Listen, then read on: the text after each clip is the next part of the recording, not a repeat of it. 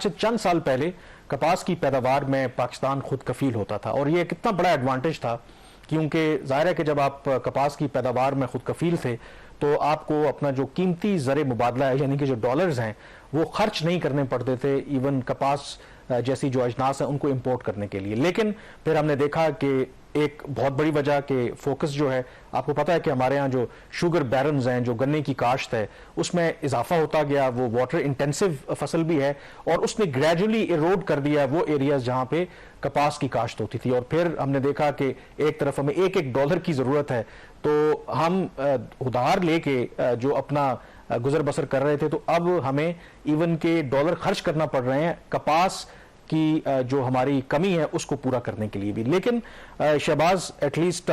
Punjab government को चलें, तनकीद तो हम करते रहते हैं, कुछ उनको ख्याल आया कि चलें इस पे भी कोई काम किया जाए और जो इनिशिएटिव वो लिया है उन्होंने, तो उनका तो टारगेट यही है, खास करके पंजाब के अंदर भी जो अगर वो हो जाता है तो एक मैसिव उसके अंदर जो है वो इंक्रीज आएगा। तो आई थिंक जो it's a step in the right direction, क्योंकि हम अक्सर वो बात करते हैं कि कभी दोस्त से पैसे पकड़ें, कभी उधर से पकड़ें, अपना वो जो करंट अकाउंट का खसारा उसको पूरा करें। कुछ जो devils lie in the detail के ये जो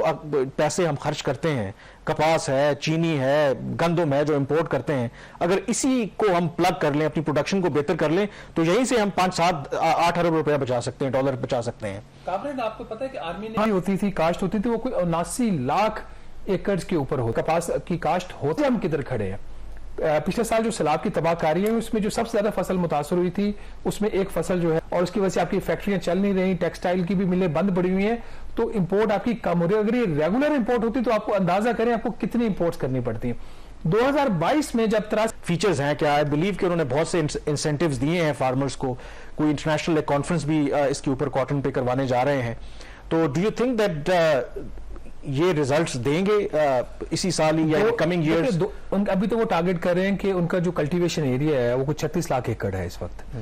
वो चाह रहे हैं कि इसको बढ़ा के ये 50 लाख एकड़ कर ले, और अभी तक अगर ओवरऑल देखा जाए तो ये कुछ 44 लाख एकड़ तक ही है काश इसको जो है वो यकीनी बना चुकी है। इसमें मेजर बहावलपुर जो सबसे मैक्सिमम कल्टीवेशन होती है, जो आपका एरिया जहां से पैदावार भी अच्छी है और उसके रिजल्ट्स भी अच्छे हैं, वो बहावलपुर का तकरीबन 46% की जो कपास की अभी तक बुवाई हो चुकी है वो बहावलपुर। उसके बाद दूसरा जो जिला आता है या डिवीजन आती है वो मुल्तान के, जहाँ पे अगेन तकरीबन 24-20 के अंदर एक अवेयरनेस क्रिएट करना, उसके फवायद बताना, वो अपनी जगह पे। उसके बाद अगला स्टेप ज्यादा इंपॉर्टेंट है, क्या किसानों को वक्त पे खाद मिलेगी और सही कीमत पे मिलेगी? क्या किसानों को लंबी लाइनों में लग के ब्लैक मार्केट से पिछली हुकूमत के दौर में एक स्कैंडल आया था, वो पब्लिक में नहीं आया स्कैंडल कभी भी, एक अहम उनके पॉलिटिशियन थे कि वो इंसेंटिवाइज करते हैं फार्मर्स को, कैश क्रॉप है, कैश क्रॉप आपको पता है